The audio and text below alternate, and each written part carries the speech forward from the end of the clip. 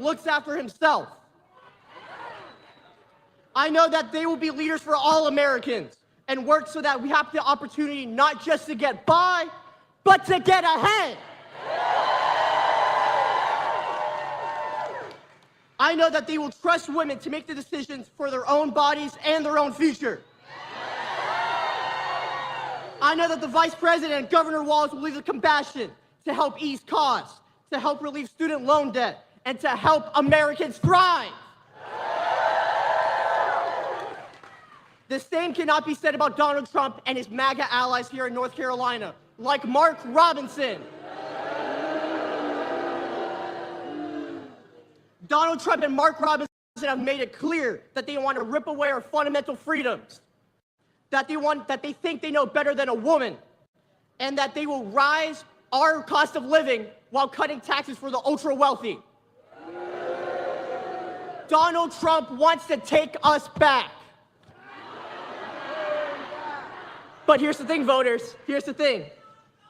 Young voters know North Carolina is not going back. Say it with me. We are not going back. We are not going back. We're not going back. We're not going back. We're not going back. Thank you. Young people like me are looking for leaders who will take us forwards, not backwards. And by electing Vice President Harris and Governor Walz to lead us is the best thing we can do to protect our rights, secure our democracy, and ensure every folk has the opportunity not just to get by, but ahead. We know that the path to the White House goes straight through North Carolina, and we are up to that challenge. We can meet the moment by making sure we know how to vote, where to vote, and what we need to vote. I'm ready to vote, and I know you are too. Now, ladies and gentlemen, it is my greatest honor to welcome our guest and the next Vice President of the United States, Governor Tim Walz.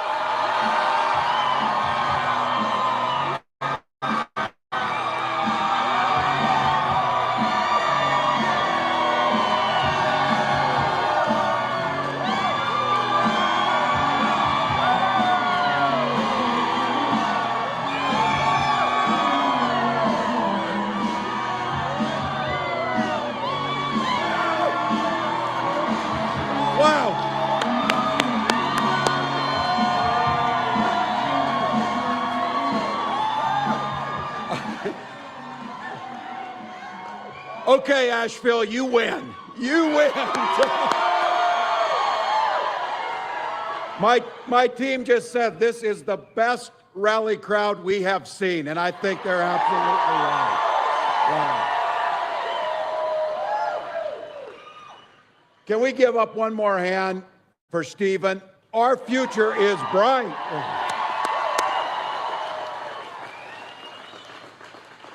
Two special days today. It's Constitution Day and National Voter Registration Day. Two things we could probably teach Donald Trump a little more about. So, look, I have to tell you, it's great to be back down here, and I say this on behalf of all Americans. The incredible leadership that comes out of this state, and I just want to say this as a point of personal privilege.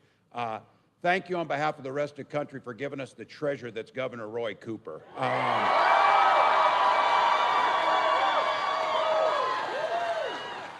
When you meet governors, it's reflective of the people. And when you meet Roy Cooper, you can't find a kinder, more visionary, more thoughtful, just more compassionate person. It reflects on the great state of North Carolina. That's why it's going to be really hard to find somebody, but I'll be danged if North Carolina didn't. We need to elect Josh Stein as your next governor.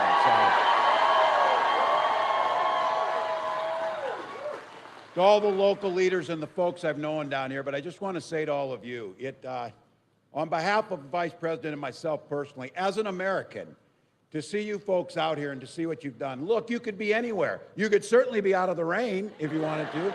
We know you're smart enough to get out of it, but you've chosen not to. But You came here, you've got busy lives, you've got kids coming out of school, you got things to do, it's a Tuesday, but you came here for the very simple, beautiful reason you love this country.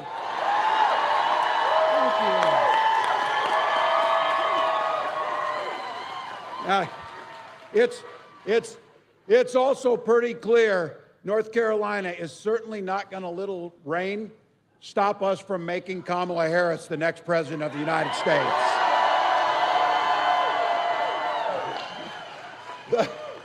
The vice president told me, she said, gee, I got to tell you, Tim, a couple people showed up in Charlotte and Greensboro last week.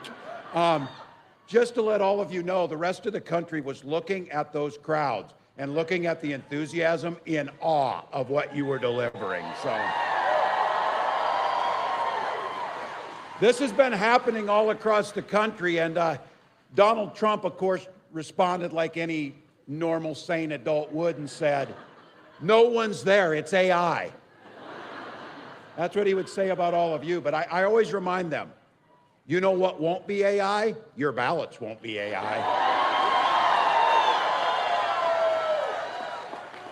And I got to say, too, to the vice president and the crowds, that it is contagious. You can feel it. That we now believe what we all knew, that the precious democracy we have and that politics and campaigns can be focused on the hard work ahead of us, but they can be done with what Kamala Harris does every single day. Done with joy, done with happiness. Remember when they thought it was a dig because she laughs? Well, it's really great to have a president who laughs with people, not at people, and that's what we're going to do. So that's because Kamala Harris has spent her whole life fighting on the side of the American people. You know her story. Took on the predators, took on the fraudsters, took on the transnational gangs, took on the big corporate interests, and never hesitated to work with anybody on either side of the aisle if it was right for the American people. I bet she never thought the predators and the fraudsters and the greedy corporate interests would be all wrapped up into one person on a debate stage. So, but she saw it. But I got to tell you, I'm proud to be on this ticket. And the vice president says this a lot. Only in America can you find someone from a middle-class family in Oakland, California, and someone from rural Nebraska who have the ability to become the next president and vice president of the United States.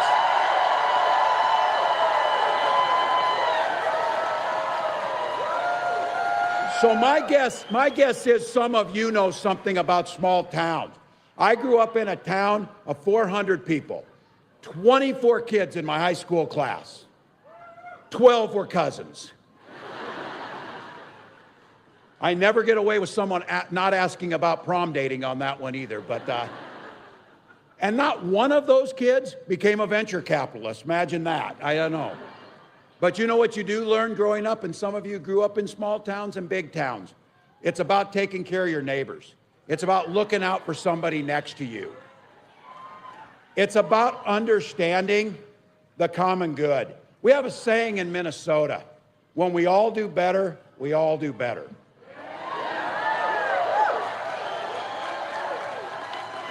And I feel blessed. I grew up in a community and with parents who understood this. My dad was a Korean War veteran, so 2 days after my 17th birthday, he took me down, raised my hands, and I signed up for the Army National Guard. I'm proud of that. I wound up doing 24 years in this nation's uniform. And nothing I'll do compare to the honor of doing that work. But I'll also tell you, there's a lot of ways to serve this country, and I had the privilege of serving it as a public school teacher for a couple decades.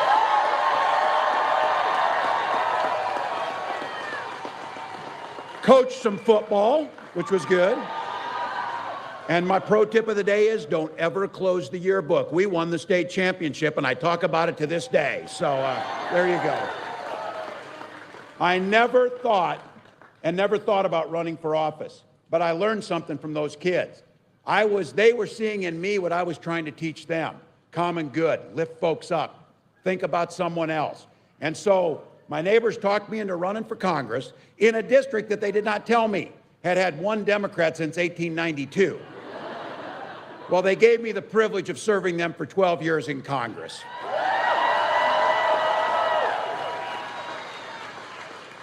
And I was consistently ranked as one of the most bipartisan members of that body because I worked on Veterans Affairs. I worked in the Ag Committee.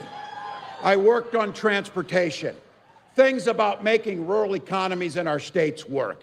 And I learned something really important, that you can compromise without compromising your values.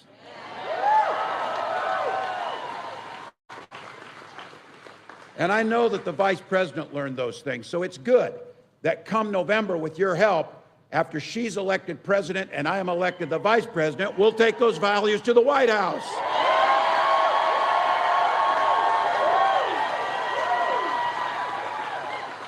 Now look, we don't expect everybody to see the world the same way, and it's pretty clear our opponents see the world very differently. We all saw what happened when Donald Trump was in power. The very first thing, don't let him forget this, because, you know, they try and rewrite history every day. They try and, alternate facts, new this, whatever. But be very clear. First thing he did, signed an executive order and talked about this, was to repeal the Affordable Care Act, which protected those of us with pre-existing conditions, let our children stay on our health care till they were 26. And something, thank God for you and Roy Cooper, expanding Medicare and Medicaid coverage across the state. But I will say this, on the second one, this is the one thing he kept his word on, and he actually followed through with it. He said to his rich buddies, well, you're rich as hell, and I'm gonna give you a tax cut. He did. He did give a tax cut to the wealthiest amongst us. All the while creating the largest debt of any president in history. And then, as our Republican friends are so apt to do, they tell you government doesn't work, then they get elected and prove it. We know that shell game. And the third thing he did, and he brags about this often, he forgets about this too. He rammed through 3 judges who made sure that women are no longer responsible for their own health care choices. And I don't know, he found enough energy to do this. He did all that before he tried to violently overthrow our election and deny a free and fair election. We need to be very clear about how we talk about that, because he lost the election, and there's no doubt about that.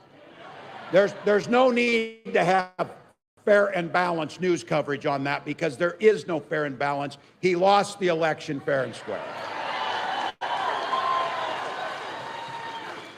And look, my high school students know this, and my players knew this. You play hard, the other team plays hard, and after the game, if you lose, you'll walk across and shake hands and congratulate the other team. That's the way it works. In politics, you take it another step forward.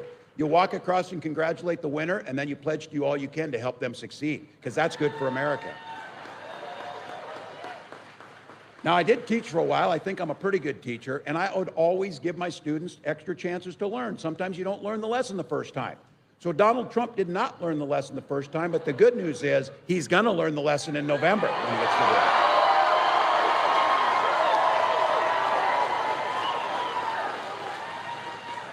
But every once in a while, these guys do surprise me. This last weekend, Donald Trump's running mate, Senator Vance, did a really remarkable thing. He got called out by a fair and free press that are a part of our democracy and fundamental to the freedoms of this country. He got called out by that press about telling vicious, hurtful lies about immigrants. But he did something. He did something. He told the truth. They asked him if maybe it was an accident or he didn't mean it. No, he said, I admit it. I'm willing to create stories to spread fear to drum up support for us.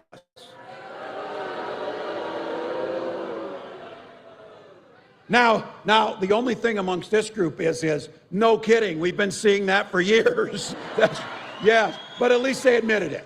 At least they admitted it. So you got to ask, what other things are they making up stories about? I think you know. I think you know. The reason you do that is because if you told what you really stood for, no one would vote for you. And that includes the folks who think that, because you know you have your neighbors who are out there. Hell, we have them in our families, don't we know?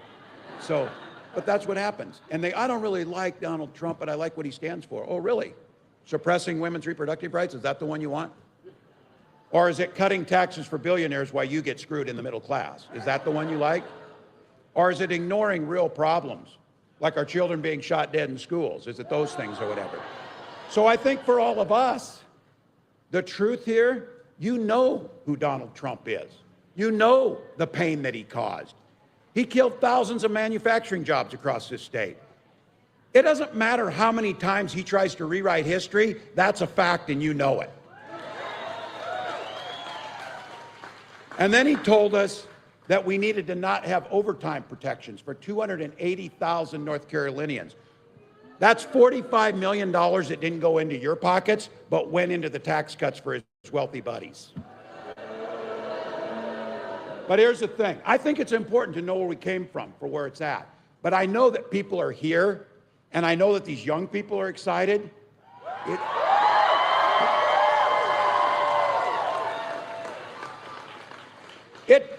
Look, these guys run on fear. And I know, I supervised the high school lunchroom for about 20 years. It made me an eternal optimist, have to be, but it also taught me fear is an incredible short-term motivator. It doesn't change behaviors. These guys focus on fear of the unknown. Blame the brown man, blame somebody else. That's what they do. It's important to know who they are, but what really inspires people is policies and a vision like Kamala Harris is bringing that's about the future. It's about the future. It's about what we can do together. It's about telling you can do. And she's got the record to prove it. Vice President Harris served in an administration that created 500,000 jobs here in North Carolina in partnership with rural people. Manufacturing jobs coming back home. And something I gotta tell you, I served in Congress and then as governor. Every damn week, Donald Trump talked about Infrastructure Week. Oh, we're gonna do Infrastructure Week. And then, of course, the dysfunction of the Congress did nothing. Joe Biden and Kamala Harris did something. They passed the largest infrastructure act in American history. And that's real jobs and real work. $10 billion to North Carolina to remove lead pipes from all your homes and your businesses. The Alligator River Bridge, replace it. And then bringing what your governor was a leader in and your legislature pushing on, making sure that high-speed broadband is in every corner of the state. Every corner of the state.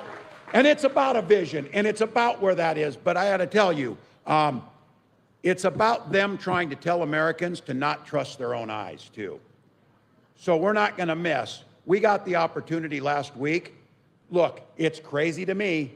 There are 330 million people in this country, and there are two people, one of whom is going to be president of the United States. And they were both on that stage last week, and one of them commanded the stage with presence, poise, vision.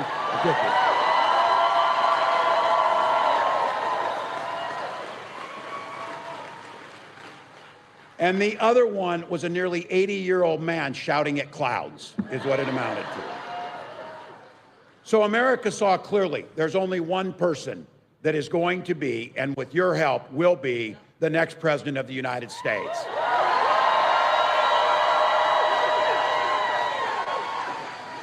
Now, people told me, my God, she did well. She's tough, she's tested, she's ready.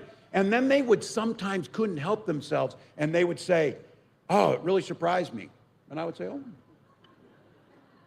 It surprised you that this incredibly talented woman who was a county attorney, an attorney general of the largest state in the country, a United States senator, vice president of the United States, why would you be surprised that she would be able to do that? But I think all of us know Kamala Harris isn't talking about the historic nature of this. She just puts her nose down and does the work. She stays, as we say in the Army, she stays in her lane every single day. and she does. But for us to have her back and to recognize what it means here, look, there are so many people here. There are so many of you who have worked at this for decades to do this that have continued to crack that glass ceiling. Well, cracks in the glass ceiling aren't enough. We need to make sure that that glass ceiling is shattered and Kamala Harris steps through.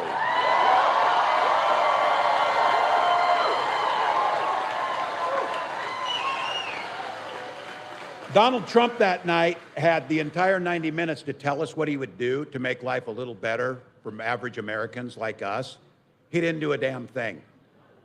Now, I will say this.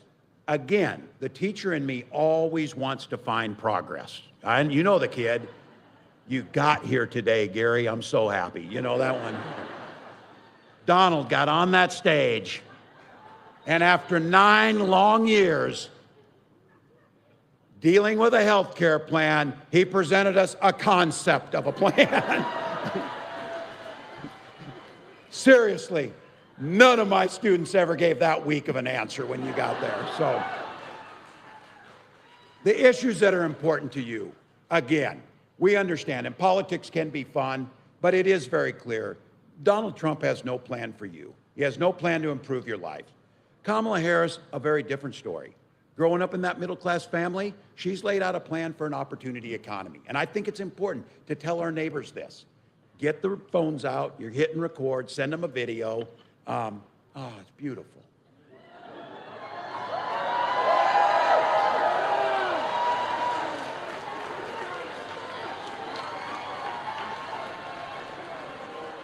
Some of you say, I know why this guy was a good teacher. He identifies with the attention deficit people in this. So, no, it's about being in the moment. You are at a political rally with your neighbors.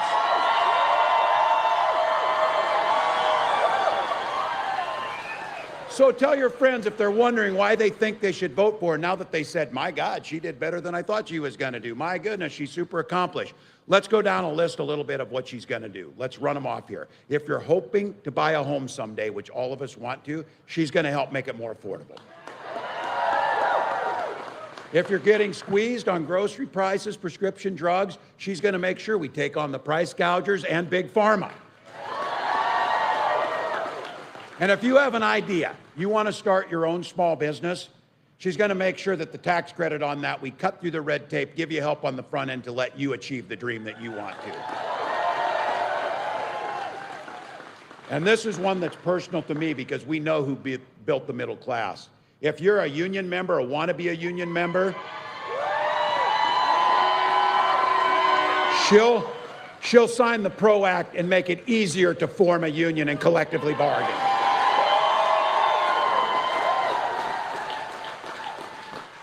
And the biggest thing is you saw it. You saw it in Chicago. You saw us talk about it. Freedom. It's not just a song that she comes out onto the stage, although it's really cool when she does come out on stage to freedom. But we talk about freedom, and that freedom is fundamental. The freedom to live your life the way you choose, not with government interference. And I say this as someone who knows this, and this is a part of the state. You know this too. Republicans used to talk the same way about freedoms. They used to really believe it. Not these guys. Now when they talk about it, government should be free. Invade your doctor's office. Make decisions for you. Invade your bedroom. Tell you who you should love. Invade your school library.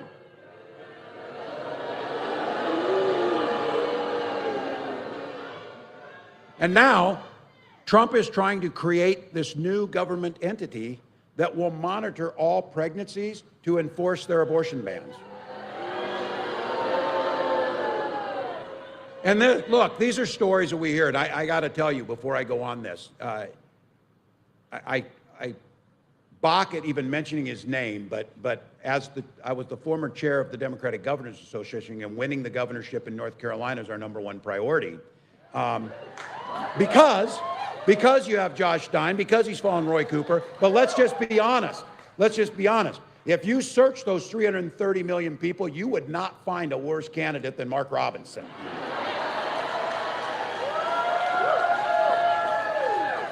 He says it's not your body anymore once you're pregnant. So for your neighbors, friends, daughters, everyone else, You think about this. You really want to have a federal agency run by Donald Trump and J.D. Vance giving a Mark Robinson the authority to monitor your pregnancy? That stuff is so dystopian that Orwell wouldn't even write about it. Trust me. Trust me. But here's the thing. People live their lives differently, and we respect that. You worship the way you want to, love who you want to, take the job you want to. Do that. I might not choose the same thing you do, but the thing we say in Minnesota is, you know what makes things work really well? Mind your own damn business. And this is why I know that's not just Minnesota, that's everywhere. We started the morning with rallies down in Macon, Georgia, where they're fired up and ready to go. We stopped by the famous H&H Cafe down there, and some of you know it. Midnight Rider, that's my go-to for you on that. Buy that one. But on the wall, they had a sign that they had written up there, and it says, mind your own damn biscuits on here. They said, that's a nice way of saying what you said, Governor, is what we're going to say. So look, this stuff is personal for all of us. And that's why we can't this is not theoretical. You're not rooting for your team. You're not like, oh, I'm on the red hat team, and damn it, I'm going to stick with them no matter how bad they are. Ditch them. Ditch them if they start doing bad. Go on. Because it's personal. And I know none of us want to have to talk about this. There was a story that came out yesterday. Amber Thurman, a woman from Georgia, who had to come up here and try and get reproductive care because her pregnancy was going bad. She ended up, because of that and going back to Georgia, falling into sepsis and dying. A 28-year-old mother, because of Donald Trump's horrific policies. These things are personal. For my family and we weren't able to have children. My wife and I talked about this. And those of you out here have gone through this, or if you know somebody, the hell of infertility. It breaks your soul. You're waiting for the phone calls. They don't come in. It strains your relationship, and all you want is to have that child.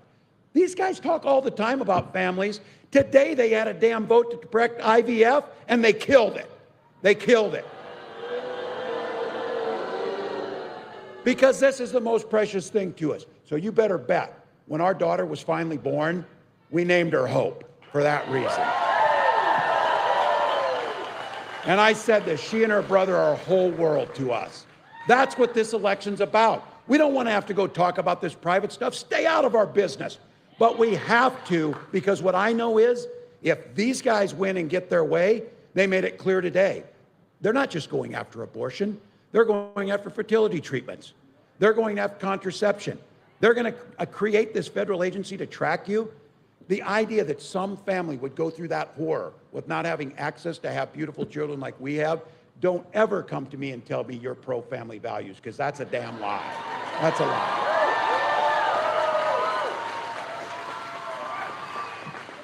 Oh, and by the way, you know what we do after our children are born? We care for them. We provide them meals. We provide them health care.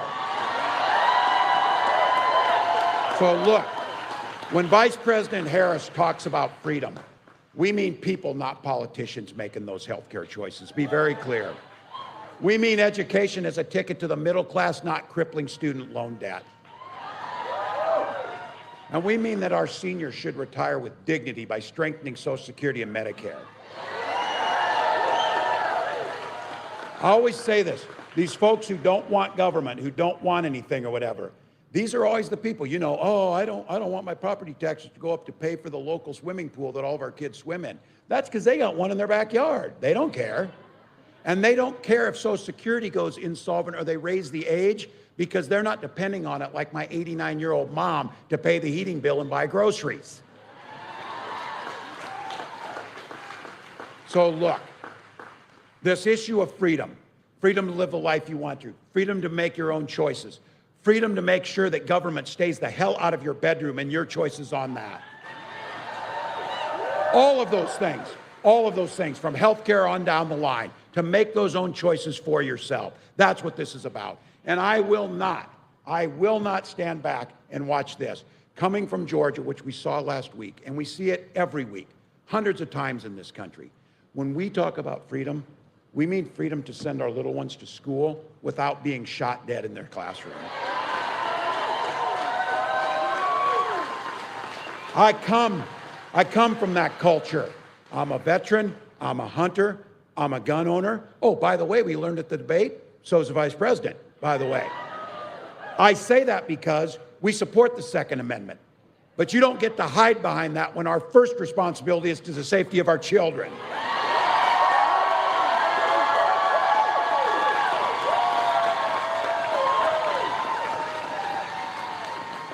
And having been someone who sat in my office with dozens of parents of the Sandy Hook children, as they looked at the picture of my son on my desk and said, our children would have been your son's age.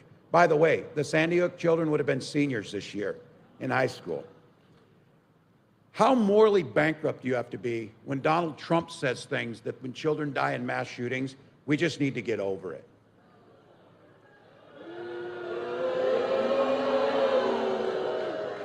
And then, and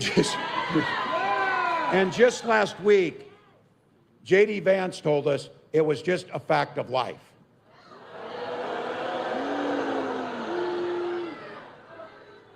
These are the people who are spending all their time trying to ban books from our schools, but they can't spend a minute banning assault weapons from our schools. And let's be clear, they don't trust the American people. They don't trust you to make your own health care decisions. They certainly don't trust when they want everybody to vote because they want to suppress the vote because they know how you vote. But they don't trust us to solve the toughest problems. Why is it every other nation in the world can figure this out and not get their children shot and we can't? Vice President Harris is right and she'll do something about it. It doesn't have to be this way. It doesn't have to be this way. You heard it here and each of you know it. We can't afford 4 more years of this guy. We've seen Project 2025. I'll thank them for this. At least they wrote out what they're going to do this time for us. And they said, oh, we don't know anything about it. Oh, really? JD, you wrote the foreword to the architect of it, you know. Might have done that. But look, I know it's true. If somebody takes the time to create a playbook, the football coach in me knows they're going to run the plays. They're going to run the plays. So they told us what they're going to do. And this is the one that's really something. Mr. Vance also said this, and this is a direct quote. I'll get this right. We need to be really ruthless when it comes to the exercise of power. We need to be really ruthless with the exercise of power. Look, there's no excuse for us not to say they didn't tell us. They told us. But Kamala Harris isn't running to be in power. She's running to govern in the name of the American people.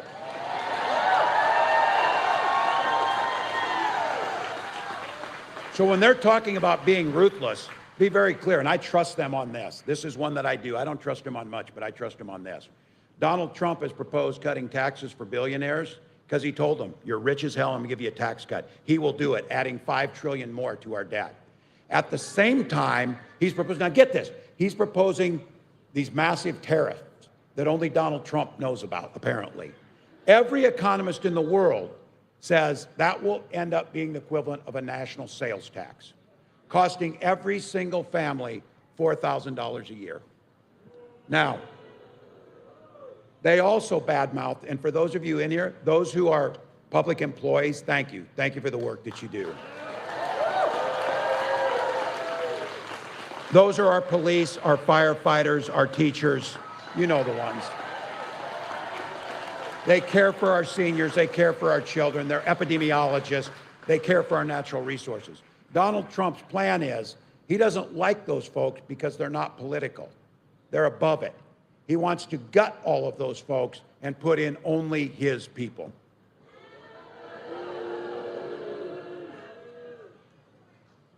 Bad-mouthing the folks, I was out in Nevada last week where Forest Service folks are fighting forest fires. Those are folks that put their lives on the line for us, something bigger than them. And the reason that this is such an alien concept for Donald Trump is he doesn't understand service to anyone but himself. To no one but himself. So throwing the things out there, they will ban abortion across this country. Now, he said, no, I'll do IVF. Oh, I'll make it, I'll make it free. He was like this, baby for you, baby for you, baby, you know, and this guy's going to come to your house pretty soon and promise to give you birthday parties is when he's in right now. We're in that stage of the campaign because he's sure the hell can't tell you he's going to cut taxes for billionaires. He's sure the hell can't tell you that he's going to prevent IVF treatments. He can't do any of that. But he is so enamored. He had an opportunity on that debate stage when they asked him to someone he admired, someone globally. Who do you admire that's out there, whatever. There's a lot of people he could have chosen. I think a group he could have chosen were brave young Ukrainians who are on the front lines resisting. But everyone here knows why he wasn't going to do that. Because he couldn't answer the question if he wanted Ukraine to win that war. You got your answer when he couldn't say that. Because this guy admires Putin. He admires Kim Jong-un. He admires Xi Jinping. And you know when he was asked who he could pick out? Viktor damn Orban. Viktor Orban. That's the guy you get. And look, here's the thing. He thinks those guys like him. Can you imagine if those four get together when they talk about what a weak and what a sucker Trump is to be played? You know they do it. Oh my God, he's so easy. Just tell him his hair looks nice and he'll give you whatever you want. Just tell him he's handsome and he'll pull out of NATO. That's how it works. What was really great though is you saw how quickly Kamala Harris baited him. Because he would be furious to know this crowd in Asheville is far bigger than he ever got.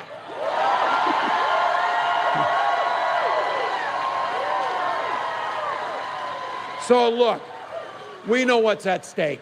They outsmart him, we know what we get.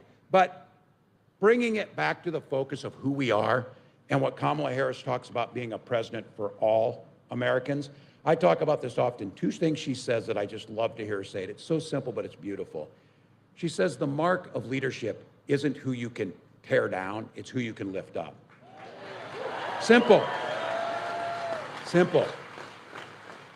And then we were getting off a bus at a rally, and it was just her and her husband, Doug, and my wife, Gwen, and I, and this was a few weeks ago, and I'm on the bus, and I'm still like, oh, man, this is so cool to be on the bus with the vice president. And we're going to get out at a rally, and there's a whole bunch of our supporters, and there's folks that aren't our supporters.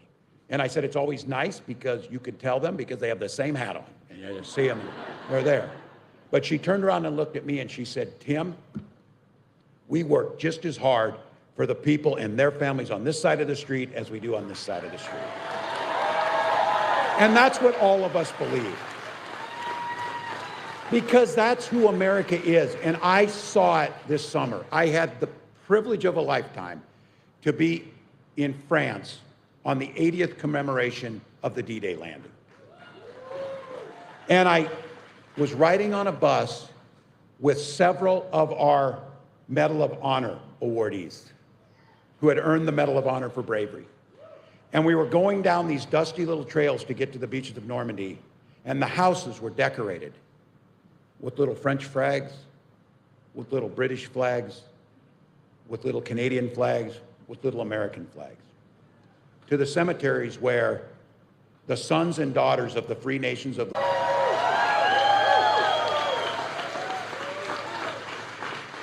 And while our young warriors died on that foreign beach, they died for the common humanity, the common decency, the common human rights that we all aspire to. Donald Trump, when Vladimir Putin invades a democratic country, he says, I don't care, do whatever the hell you want. Donald Trump tells Putin that. So when you hear Vice President Harris say, our allies are terrified of him coming back into power again. But the good news is, that's not going to happen.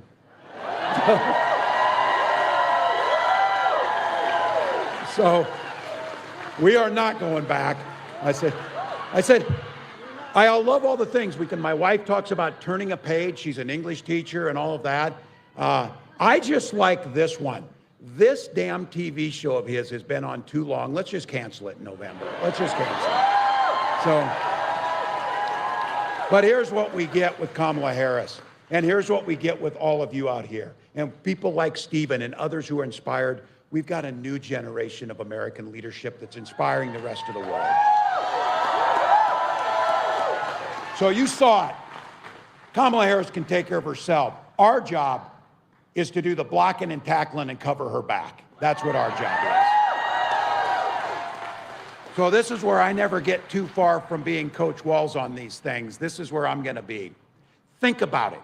If everybody here tonight gets just one more person to do a phone bank or a door knock, just one, talk to somebody, one more conversation, have that conversation. I'm trying with all of my relatives, I'm trying with everybody else to make the case that we're in this together. We can chart a new way forward. Hell, I get it. You're out here, you're standing in the rain, you're giving your money, you're knocking on doors, you're doing all that.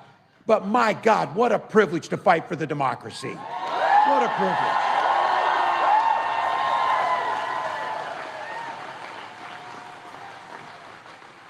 "49 days to go.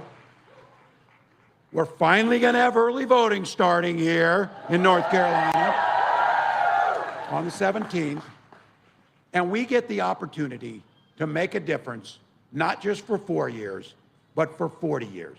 Not just here, but across the world. That's what we get to do.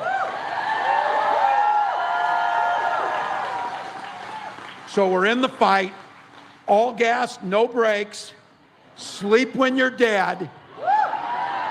And as the next president of the United States says, when we fight, we win. When we fight, we win. When we fight, we win. Thank you.